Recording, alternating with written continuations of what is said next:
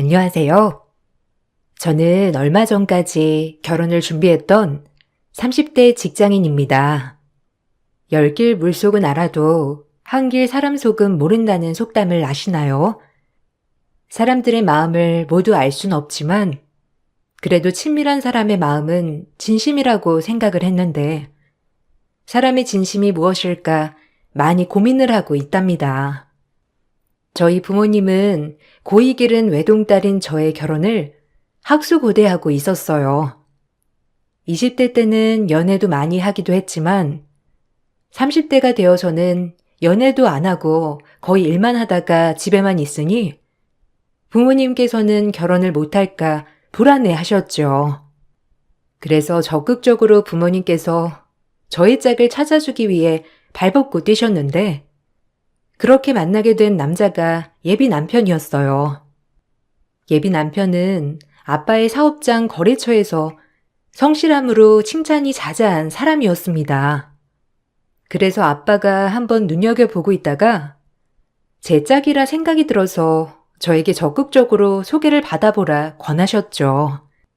한 번만 만나보라는 부모님의 부탁으로 처음 예비 남편을 만나게 되었는데 생각보다 외적으로도 제 이상형에 가까웠고 친절하고 다정한 성격에 반해서 그렇게 저희는 연애를 시작하게 되었습니다. 연애를 하면서도 제가 만나봤던 남자들 중에서 제일 다정하다는 생각이 들 정도로 무척이나 저에게 잘해 주었습니다. 아무래도 결혼을 목적으로 하다 보니 양가 부모님도 여러 번 만나게 되었는데요.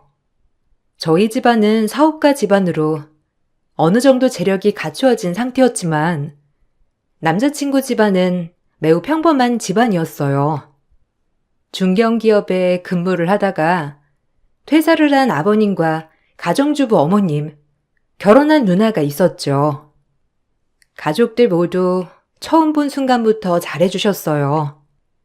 식사 자리에 초대를 받아 집으로 간 날에도 저를 너무나 반겨주셨답니다. 어머, 반가워요. 우리 진우가 만나는 분이 이렇게나 곱고 예쁘신 분일 줄이야 생각도 못했네. 나는 진우 엄마예요. 진우한테는 말은 여러 번 듣긴 했는데 진우가 한눈에 반했다는 말이 왜인지 알 것 같네.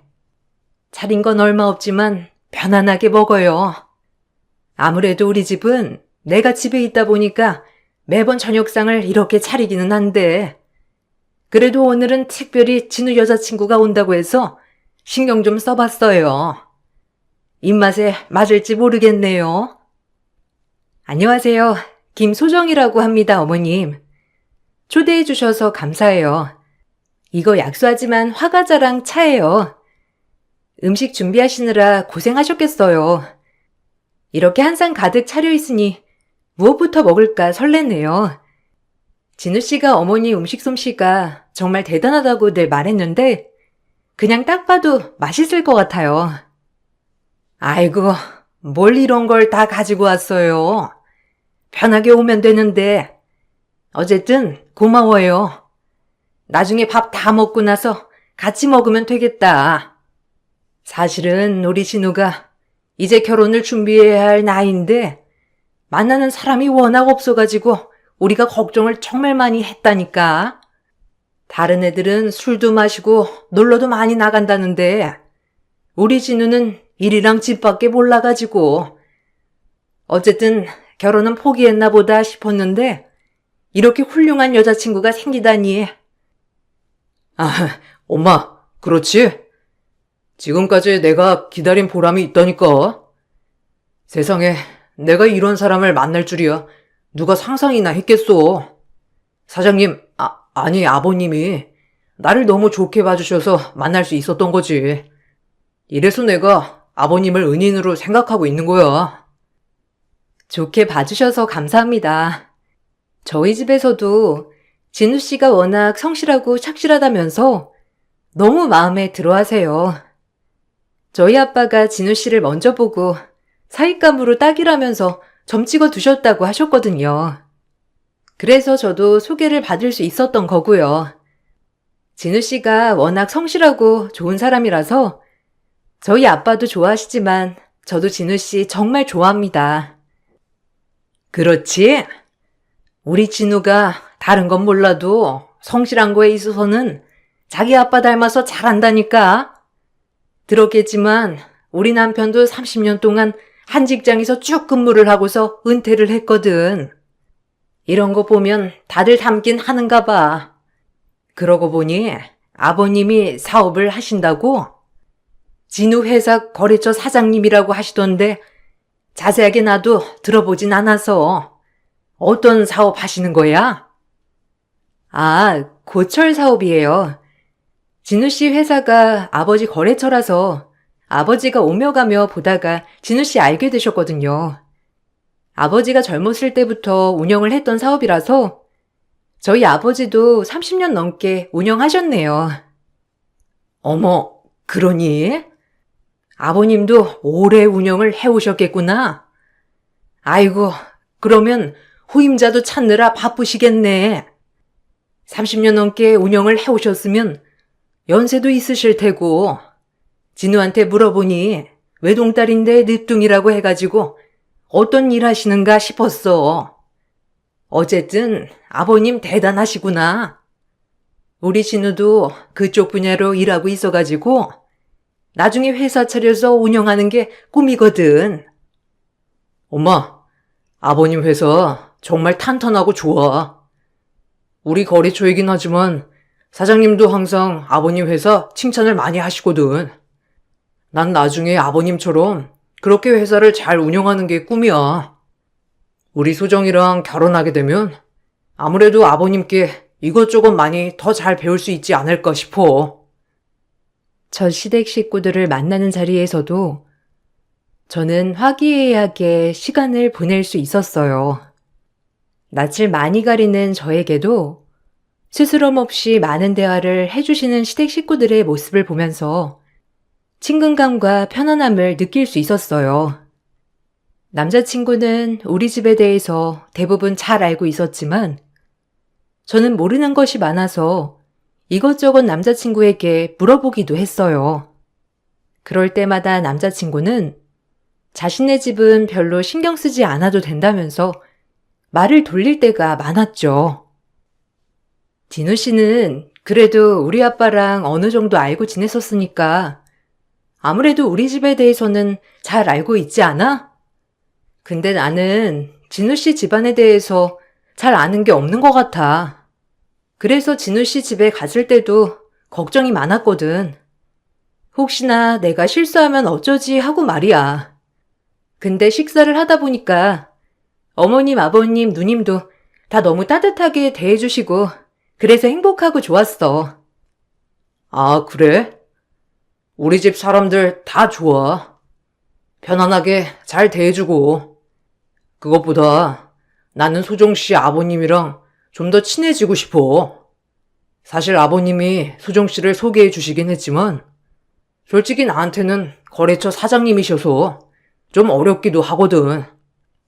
좀 더 친해지면 나중엔 편해지지 않을까 생각도 들고 우리 집은 앞으로도 차차 친해지면 되니까 나는 소정 씨 아버님이랑 자주 뵙고 싶은데 어떻게 생각해? 우리의 아빠랑? 뭐 가까워지면 나쁠 건 없겠지만 그래도 괜찮겠어? 천천히 친해지는 게 진우 씨한테도 좋지 않겠어? 시간도 많으니까. 난 진우 씨 집안이 너무 화기애애해서 좋더라고. 우리 집은 엄마도 아빠도 두 분 다 일을 하시다 보니까 같이 모여서 밥을 먹었던 적이 많지 않거든. 그래서 진우 씨 집 분위기가 더 따뜻하고 정겹게 느껴졌던 것 같아. 맞아. 아무래도 소정 씨 집은 부모님이 다 일을 하시니까 시간을 맞추기 어렵지 않을까? 그래서 같이 모여서 식사하기에는 좀 힘들었겠지. 어쨌든 다음에는 소정 씨 부모님 모시고 맛있는 곳에 가서 같이 밥 먹자. 내가 시간 맞춰서 좋은 곳 예약을 해볼 테니까. 남자친구는 우리 집을 많이 신경 썼어요. 보통 장인어른을 어려워하는 사람들이 많은데 남자친구는 결혼을 하기 전에 아빠랑 친해지려고 노력을 하는 모습이 보기 좋았죠. 그런 남자친구의 노력을 저희 집에서도 마음에 들어 했어요. 싹싹하게 대하는 남자친구의 모습을 보면서 사윗감으로 너무 괜찮다 생각을 하게 되었습니다.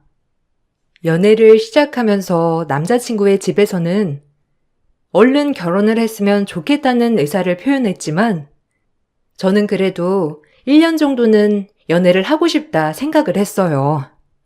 그렇게 1년을 연애하고 저희는 결혼을 준비하게 되었습니다. 결혼을 결정하기까지도 크게 의견 다툼은 없었어요. 연애를 할 때도 대부분 제 의견을 들어주었던 남자친구였기 때문에 결혼 준비 과정에서 크게 다툴 일이 많을 거라는 생각은 없었어요. 그렇지만 점점 결혼을 준비하면서 의견 차이가 생기기 시작했죠. 진우 씨, 우리 이제 슬슬 결혼 준비 본격적으로 해야 하지 않을까? 먼저 신혼집은 사실 나는 지금 내가 살고 있는 전셋집에서 그냥 시작을 해도 괜찮다고 생각을 하거든? 가전제품도 내가 여기 이사 오면서 다 새로 샀고 리모델링도 싹 하고 들어온 거라 1년 조금 지났을 뿐이고 가전제품이나 가구도 거의 새 거니까 그냥 들어와서 살아도 되지 않을까? 혼수도 따로 안 해도 될 것 같아. 나중에 우리가 돈 모아서 이사 갈 때 그때 새로 싹 하는 게 좋지 않겠어? 솔직히 우리 둘 다 모아둔 돈도 별로 없으니까 집 새로 사기도 그렇잖아. 그냥 이렇게 준비를 하는 게 나을 것 같은데 어떻게 생각해? 거기서 그냥 시작을 하자고? 그래도 신혼인데 좀 깔끔하게 새 집에서 시작을 하고 싶지 않아? 아버님은 뭐라고 안 하셔? 결혼 준비한다고 하니까 신혼집이나 혼수나 이런 거 별말 안 하시는 거야? 그래도 아버님 체면도 있고 그런데 전셋집에서 외동딸 신혼집 그냥 한다고 하면 좀 그렇지 않겠어? 나야 뭐 상관은 없지만 아버님은 회사 사장님이시기도 하고 내 주변에서도 그걸 다 알고 있으니까 좀 그렇네. 그럴 게 뭐가 있어. 결혼은 우리 둘이 하는 건데 솔직히 우리가 모은 돈으로는 거기 전세도 못 들어. 그러면 대출받아서 집이라도 사자는 거야? 나는 근데 그건 좀 비효율적이라고 생각해. 이미 내가 살고 있는 전셋집도 있고 가구도 거의 새 거고 괜히 살 필요는 없잖아. 그래도 엄마가 전세금은 다시 돌려주지 않아도 된다고 하니까 나중에 돈 모으고 전세금까지 보태면 좋은 곳으로 이사 갈 수 있지 않을까? 우리가 언제 돈이 모일 줄 알고. 솔직히 지금 집값도 한두 푼이 아닌데 부모님 도움을 좀 받는 것도 난 나쁘지 않다고 생각해. 솔직히 내가 그러고 싶다는 게 아니라 소정씨 부모님 체면도 있잖아. 아무리 간단하게 한다고 해도 다른 사람들 시선도 있고 그런 것도 생각해야지. 소정씨도 결혼했는데 새 집에서 새롭게 출발하고 싶은 마음도 있을 거 아니야. 그러니까 한번 말해보라는 거지. 양가 부모님 도움을 받자고? 근데 나는 그건 별로인 것 같아. 우리 둘이 그래도 지금 거뜬히 살 수 있는 돈도 벌고 있고 이미 집도 마련이 되어 있는데 이중으로 돈 쓸 일이 뭐가 있냐는 거지. 이건 낭비인 것 같아. 진우 씨도 우리 집 와보고는 좋다고 하지 않았어? 내가 들어올 때 리모델링도 싹 하고 들어왔으니까 거의 새 집이나 다름없잖아. 그냥 진우 씨가 몸만 들어오면 되지 않을까? 신혼집을 마련하는 것에서부터 저희는 삐거덕 거렸습니다. 남자친구는 그래도 결혼하는 건데 새로 신혼집을 마련하는 것이 좋지 않겠냐는 생각이었고 저는 괜히 돈을 쓸 바에 지금 살고 있는 전셋집에서 신혼을 보내는 게 좋을 것 같다 생각을 했죠. 부모님의 도움을 받는다면 충분히 새 집을 마련할 수도 있겠지만 저는 부모님의 도움 없이도 시작을 하고 싶었어요. 이미 전셋집도 부모님 도움을 받아 얻은 것이었고 거기다가 나중에 전세금도 다시 주지 않아도 된다고 하니 이 정도면 충분하다 생각이 들었죠. 그런데 남자친구는 그런 생각이 아니었던 것 같더라고요. 남자친구 어머님께서는 결혼 문제로 상의를 드릴 게 있다면서 엄마도 아닌 저희 아빠와 함께 식사 자리를 마련했습니다. 아유, 사돈어른, 외동딸 시집 보내려고 하니까 신경 쓰실 게 많으시겠어요. 안 그래도 다른 시집 보낼 때 이것저것 준비해야 할 게 많다고 하던데. 일도 바쁘실 텐데 고민이 많으시겠네요. 그래도 결혼 준비는 전반적으로 저희가 잘 알아서 할 테니까 너무 걱정하지 마세요. 그래도 진우한테 들어보니 신혼집 때문에 고민이라고 하더라고요. 진우랑 소정이는 지금 소정이가 살고 있는 전셋집에 그냥 들어가 산다고 하지만 저는 사실 너무 걱정이네요. 다른 사람들 눈도 있고 그래도 신혼인데 제대로 갖춰서 살아야 하는 게 맞지 않겠어요? 사돈이 좀 신경을 써주시는 건 어떠세요? 아, 사돈. 안 그래도 저희도 신혼집 때문에 소정이랑 많이 대화를 했습니다. 저희도 처음에는 새 집에서 새롭게 시작을 하는 게 좋지 않겠냐고 말을 했는데 소정이는 나름 스스로 해보고 싶다는 생각이 있는 것 같더라고요. 지금 살고 있는 전셋집도 들어갈 때 리모델링이며 가구 가전이며 싹 다 하고 들어간 집이라서 그대로 신혼살림을 차려도 괜찮을 것 같다고 해서 저는 소정이 생각도 맞는 것 같습니다. 스스로 꾸리고 싶다고 하니 너무 기특하지 않으세요? 소정이나 진우나 다들 성실하게 열심히 일하고 있습니다.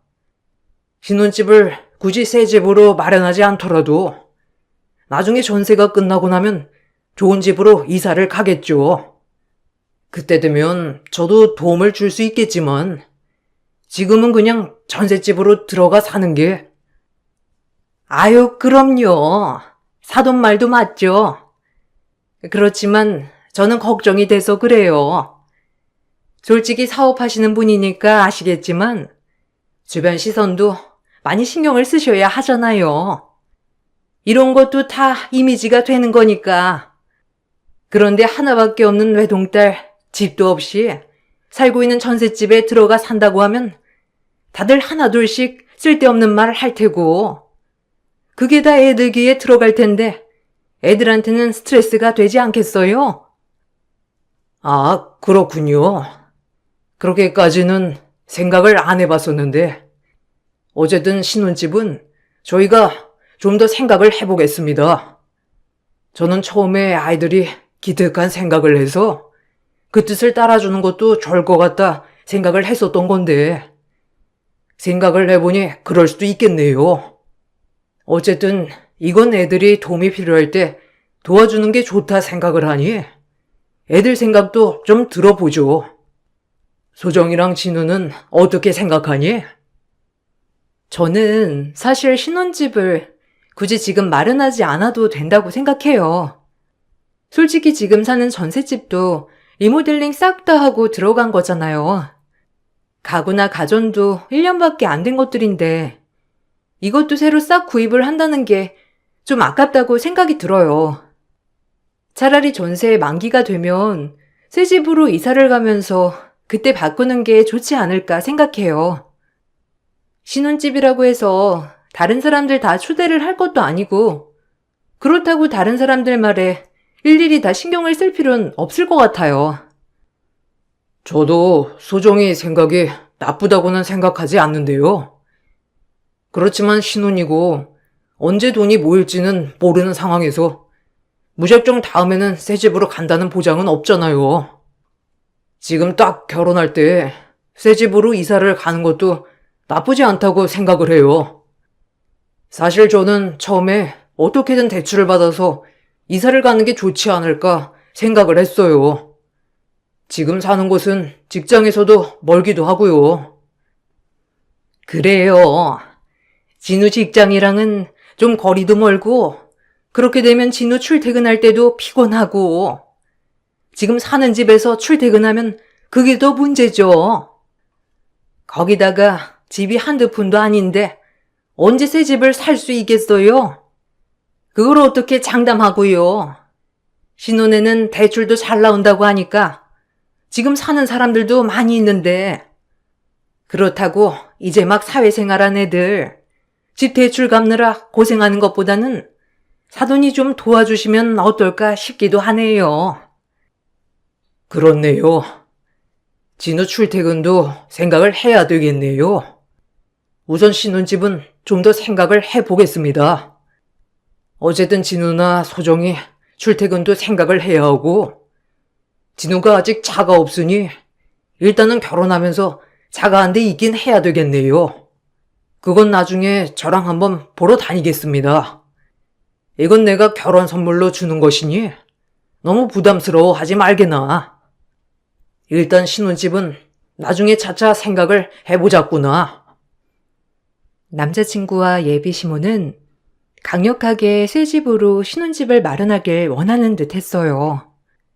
아빠는 제 뜻에 따라서 결정을 하신다곤 하셨지만, 아무래도 사돈댁에서 새 집을 강력하게 원하시고 계셨기 때문에 아빠가 집을 마련해 주는 것이 좋을 것 같다 생각을 하시는 듯 했죠. 거기다가 남자친구의 출퇴근을 위해 차까지 마련해 주시겠다고 하셨어요. 도움 없이 결혼을 하고 싶었지만 점점 아빠가 도와주는 것들이 많아지면서 저는 찝찝한 마음이 생겼습니다. 거기다가 예비 시모는 저를 따로 불러서 결혼 준비에 대해서 말을 하신 적이 있었어요.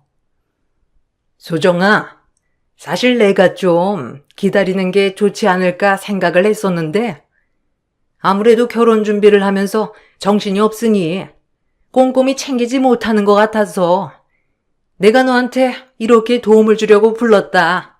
괜찮지? 결혼 준비는 잘 돼가니?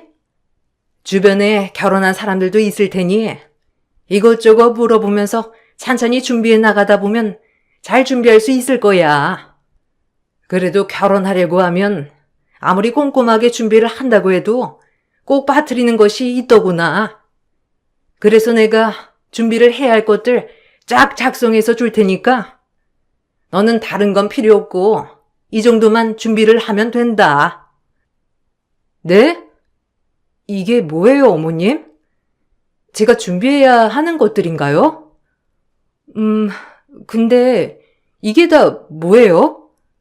명품 가방에 화장품에 이거 예단 리스트예요? 이걸 제가 준비해야 하는 거예요?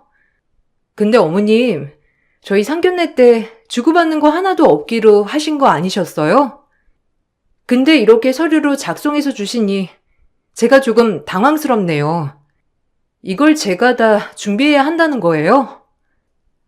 아, 여기서 하나 빠진 게 친척들한테 돌릴 이불도 준비해야 하는데 내가 그건 준비할 테니 이불값만 보내달라고 하렴. 아무리 상견례 때 주고받는 거 없다고 하더라도 기본적인 건 해야지. 이건 다 결혼할 때 준비를 하는 거니까 너도 체크해서 준비하거라. 결혼이라는 게 사실 너희들만 준비를 하는 게 아니고 집안 대 집안으로 결혼을 하는 건데 우리뿐만 아니라 친척들 눈도 중요하지 않겠니? 그리고 이런 거 싹 준비를 해야 너희 엄마도 친척들한테 할 말이 생기는 거고 우선 엄마한테 전해드리렴. 이거 드리면 알아서 준비해 주실 거야. 아, 저는 예단 예물 이런 거는 안 하는 줄 알았어요. 그래서 결혼식 준비만 하면 된다고 생각을 했는데 이렇게 리스트로 만들어 주시니까 굉장히 당황스럽네요. 그런데 너무 고가이지 않으세요? 죄송하지만 원래 이렇게 예단을 고가로 다 준비를 해서 가야 하는 건가요? 아니 얘가 뭘 진짜 모르네. 원래 예단은 이렇게 준비를 하는 거야. 몰랐니? 솔직히 이건 가장 낮은 레벨로 준비를 하는 건데, 사업가 집안이라서 이런 거 기본적으로 알 줄 알았는데, 정말 아무것도 모르는구나. 너는 주변에 결혼한 친구 없니? 거기 물어보면 다 알 건데. 아니다. 네 엄마한테 보여주면 다 이해하실 거야. 그리고 친인척들한테 돌리는 이불은 내가 저렴하게 잘 준비를 해서 돌릴 테니까 너무 부담 갖지 마시고 이불값만 보내주시면 된다고 말씀드려라.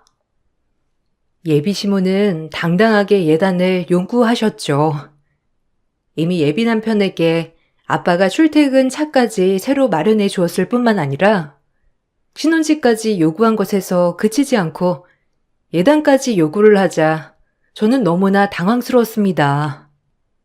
엄마에게 이 사실을 알려드리니 엄마는 당황해했지만 그래도 하나밖에 없는 딸 미운 털이 바뀔까 싶어서 알아서 잘 준비를 하겠다고 말씀하셨습니다. 엄마는 조금 더 넉넉하게 예단비까지 보냈고 거기에서 돌려주는 돈 하나 없었어요. 거기다가 시모는 저에게 귀한 것이라면서 오래전에 받았던 것인지 광도 없는 허름한 진주 목걸이 세트를 저에게 예물이라며 주셨죠.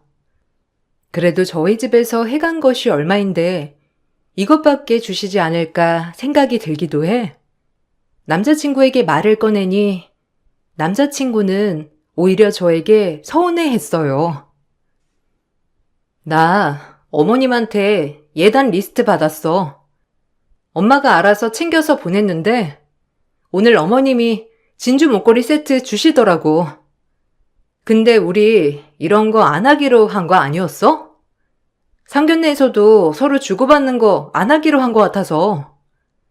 갑자기 이렇게 준비하라고 하시니까 너무 놀랐어. 엄마가 알아서 잘 준비해서 보냈는지 어머님이 좋아하시긴 했는데 솔직히 이게 맞는지 모르겠어. 엄마가 그렇게 아끼던 진주 세트를 소정 씨한테 줬구나. 엄마가 소정 씨 진짜 마음에 드는가 보다. 근데 소정 씨가 잘 몰라서 그런 거야. 나도 처음에는 잘 몰랐는데 결혼 준비하는 게 사실 우리들만 하는 게 아니더라고. 어른들이 다 알아서 준비해야 할 게 있으니까 그렇게 전해 주셨겠지. 그래도 어머님이 안 한다고 하신 것도 아니고 알아서 준비하겠다 하신 거잖아. 그런 것만 보더라도 우리가 모르는 어른들끼리 주고받는 게 있는 거야. 주변에 물어보니까 예단은 기본적으로 하긴 하더라고. 우리가 뭘 몰라서 주고받는 거 안 하기로 정해버린 것 같아. 그래? 그래도 내 친구들 중에서는 예단 예물 안 하기로 하고 결혼식만 딱 하는 친구들도 있긴 하던데. 이렇게 명품으로 다 준비를 하는 친구도 있긴 하지만 아마 그건 처음부터 정해서 했던 것 같고 그래서 난 좀 그랬어. 그리고 솔직히 난 진우 씨 차도 받고 그래서 괜찮은 예물 받을 수 있지 않을까 생각을 했는데 약간 내가 너무 기대를 한 건가? 아, 소정 씨, 나 진짜 너무 실망이다. 소정 씨, 이렇게 따지는 사람이었어? 소정 씨가 그렇게 말하면 나도 서운해. 솔직히 나는 차 받는 게 지금 신혼집이 너무 멀어서 받는 거잖아. 아버님이 결혼 선물로 주신다고 한 거고 다른 친구들은 결혼한다고 하면 시계며 명품 옷이며 이것저것 받는다면서 다 말하는데 난 그런 것도 못 받고 시작하는 거잖아. 근데 소정 씨는 엄마가 제일 아끼는 진주 세트 받아놓고서는 그렇게 말하니 서운하네. 주변에서도 내가 잘 나가는 사업가 딸이랑 결혼한다면서 다들 뭐 받냐고 궁금해하는데 거기다 대고 내가 아무것도 안 받는다고 하는 것도 좀 그렇고 내 입장이 얼마나 난처한지 소정 씨가 알기나 해? 근데 엄마가 예단 준비하고 거기다가 귀중한 진주 세트 준 거 가지고 이렇게 당황스럽다 놀랍다 하니 내가 더 서운하네. 돈으로 가치를 따지기보다는 얼마나 귀중한 건지 생각을 해주면 안 되는 거야? 아, 그러네. 어머님이 주실 때도 오랫동안 간직한 거라면서 엄청 귀중한 거라고 말씀하시긴 했어. 주변에서 그렇게까지 말하는지는 몰랐네. 안 그래도 아빠가 진우 씨 시계 하나 사주고 싶다면서 말했었는데 아마 연락 갈 거야. 그러고 보니 진우 씨 시계나 이런 거 하나도 안 받긴 했네. 진우 씨 시간 될 때 같이 보러 가자고 하셨어. 생각해보니 진우 씨 주변에서는 우리 아빠가 누구신지도 아는데 진우 씨한테 물어보는 것도 많긴 하겠다. 그래. 나도 솔직히 이런 거 하나도 안 받고 싶은데 주변에서 하도 물어보니까 나도 하나는 받아야 뭔가 말할 수 있지 않을까 싶다니까. 그래도 난 소정 씨한테 이런 거 받아야 하지 않겠냐 말 한번 해본 적 없는데 소정 씨는 벌써부터 돈으로 가치 따지고 있으니 내가 정말 할 말이 없다. 그래도 아버님이 그렇게 생각해 주신다고 하니 내가 아버님이랑 시간 정해볼게. 남자친구는 주변 사람들이 자꾸만 결혼에 대해서 물어보는 통에 너무나 난감하다며 힘들다고 토로를 했습니다. 저 역시 남자친구의 상황은 생각하지 않고 너무 제 생각만 한 건 아닌지 미안한 마음이 들기도 했죠. 그 뒤로 엄마가 예단을 꼼꼼하게 챙겨 보내고 아빠가 남자친구의 시계를 선물로 해주면서 별탈 없이 결혼 준비가 진행되는 듯 했습니다. 그렇게 결혼 준비가 한창이던 어느 날 남자친구가 갑자기 연락을 끊고 일주일간 잠수를 타버렸죠. 저는 무슨 일인가 싶어서 시댁에도 연락을 해보고 찾아가 보기도 했지만 아무도 만날 수가 없었습니다. 그렇게 일주일이라는 시간이 흐르고 난 후에 남자친구에게서 만나자는 연락이 왔습니다. 그 자리에 가보니 예비 시모도 함께 와 있었어요. 어머님, 진우 씨. 아니, 이게 무슨 일이야. 어떻게 일주일 동안 연락 한 통도 없이 지낼 수가 있어? 무슨 일 있었어? 어머님, 집에 무슨 일 있으셨어요? 전화도 안 받고 찾아가도 아무도 안 계셔서 무슨 일 있으신 줄 알았어요. 아무리 급한 일이라고 하더라도 나한테 연락은 해줄 수 있는 거 아니야? 난 무슨 일 생긴 줄 알고 정말 깜짝 놀랐어. 무슨 일? 참나. 야, 너 진짜 뻔뻔하다. 무슨 일은 소정 씨 집에 있겠지. 소정 씨 아버님 사업 망하기 직전인 건 알고 있어? 아니, 망하기 전부터 망할 거라는 거 설마 알고 있었던 거야? 소정 씨 그거 알면서도 나랑 결혼하려고 서둘렀던 거야? 진짜 소정 씨 돈돈거릴 때부터 알아봤어야 했는데 그거 다 알면서도 결혼 진행했던 거네. 진짜 실망이다. 그게 무슨 소리야? 아빠 사업이 망하다니. 그건 무슨 말이야? 그리고 결혼을 서둘렀다는 게 무슨 소리고. 진우 씨 집에서 결혼 빨리 하자고 했잖아. 무슨 말을 하는지 모르겠어. 혹시 아빠 사업 상황 때문에 그런 거야? 지금 투자자 찾고 있어. 우리 아빠 사업 안 망해. 사업이 어려워지긴 했지만 그게 문제가 되는 거야? 그것 때문에 지금 진우 씨가 잠적했다고 하는 거야? 그래. 내가 같은 업계에서 일하는데 너네 아빠 상황을 내가 모르겠냐? 너네 잘난 아빠 사업 다 망했어.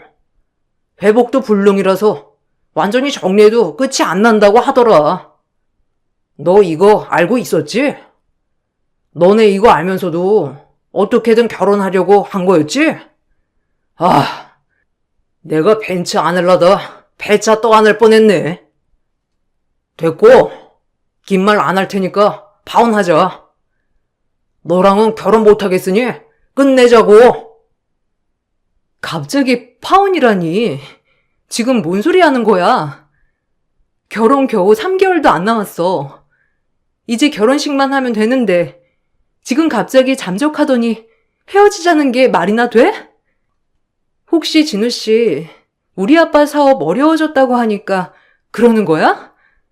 그래서 지금 나한테 헤어지자고 하는 거냐고. 너 어디다 대고 소리치니?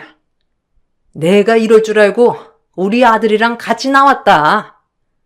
너 지금 너네 집 망하려고 하니까 우리 아들 발목이라도 잡아야 되겠다 싶었니?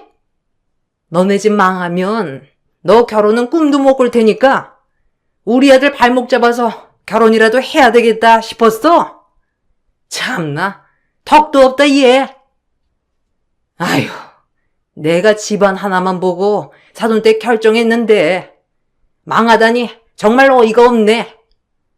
너네 집 망하면 우리 아들 보고 너네 식구들 먹여 살리라고 할 거니?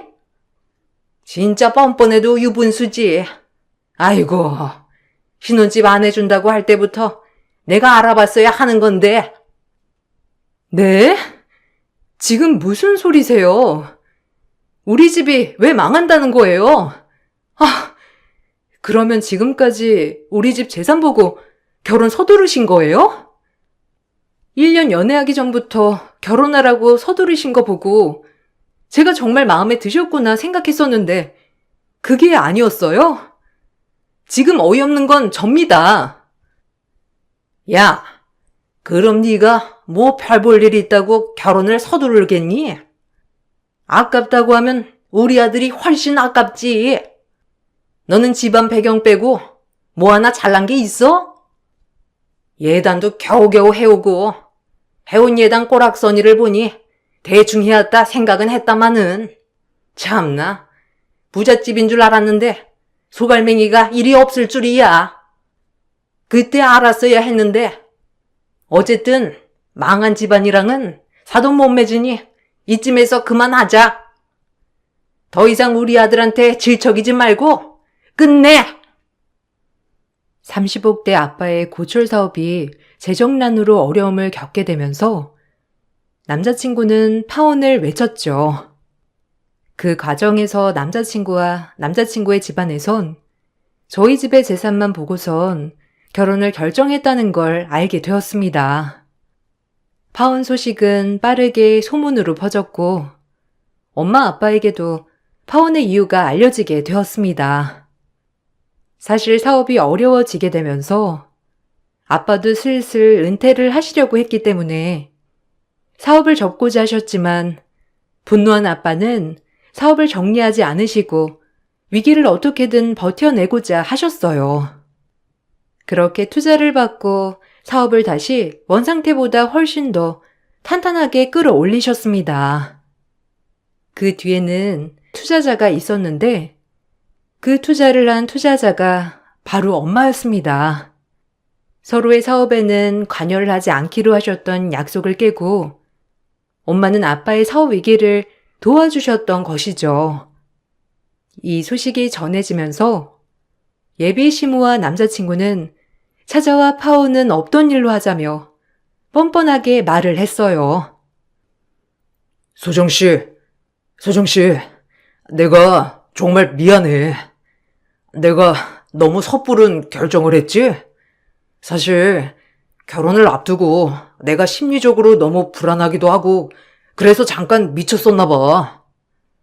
헤어지고 나서 차분히 생각을 해보니까 내가 소정씨 사랑하는 마음을 알게 되었어. 이제서야 소정씨를 얼마나 사랑하는지 알게 되었어. 다른 거 다 필요 없고 우리 다시 만나자. 새신년집도 예단도 다 필요 없어. 우리 그냥 연애 다시 하자. 아빠 사업 다시 잘 되니까 이제 와서 아깝니? 아마 소문이 났겠지. 전보다 더 잘 된다고. 그래서 이제 와서 아까워? 너란 놈이랑은 다시 만날 생각 없으니 제발 꺼져. 어디 거지 같은 게 들러붙어서 내 인생 말아먹으려고 해? 그래도 결혼까지 하기 전에 너희들 속셈 밝혀줘서 그 점은 고마워. 아이고, 얘야. 왜 말을 그렇게 하니? 우리가 잘못했다. 그때는 그냥 냉정하게 끊어내야 한다고 생각을 해서 독하게 말한 거지. 사실은 진심이 아니었단다. 아무리 그래도 아들 결혼인데 상대방 집안만 보고 결혼시킨다는 게 말이나 되니? 아들이 마음이 심란하고 고민이 된다고 하길래 영 아닌가 싶어서 나도 독하게 말한 것뿐이야. 너무 미안하다. 너도 아직 우리 진우 사랑하지 않니? 우리 다 지난 일은 잊고 다시 시작하자. 그래, 소정씨. 우리 결혼 안 해도 상관없어. 1년 미뤄도, 아니 안 해도 상관없고, 우리 다시 만나자.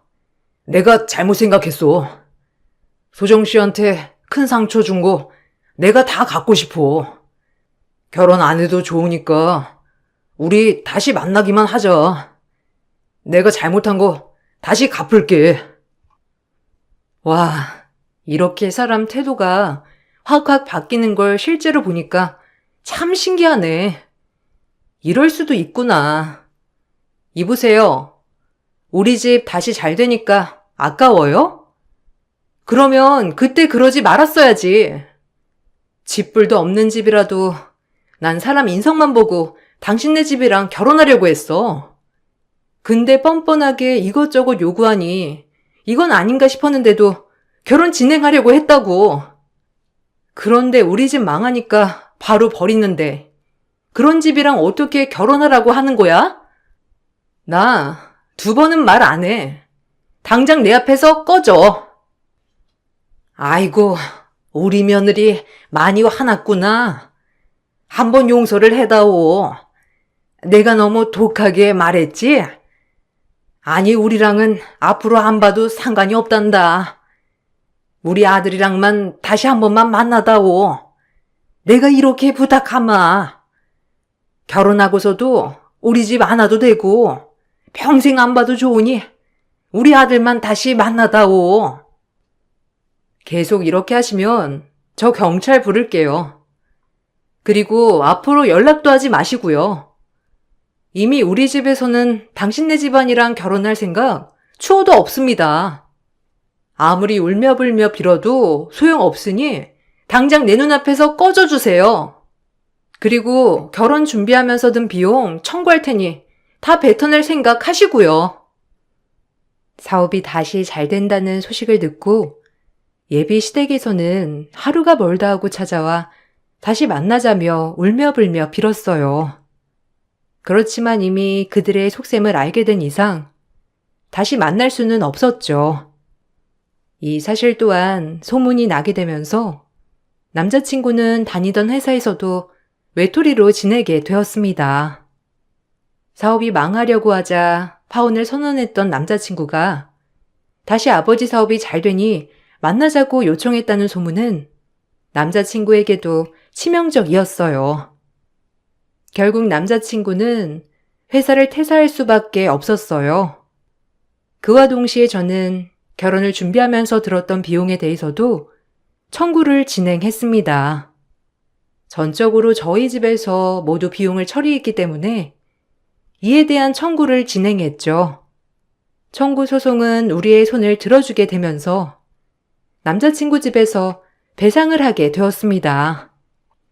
남자친구 집은 남자친구의 아버지의 적은 연금과 남자친구의 월급으로 겨우 생활을 유지하고 있었지만 남자친구가 퇴사를 하게 되었고 배상까지 하게 되면서 하나 남은 집마저 팔고 시골로 내려갔다고 들었어요.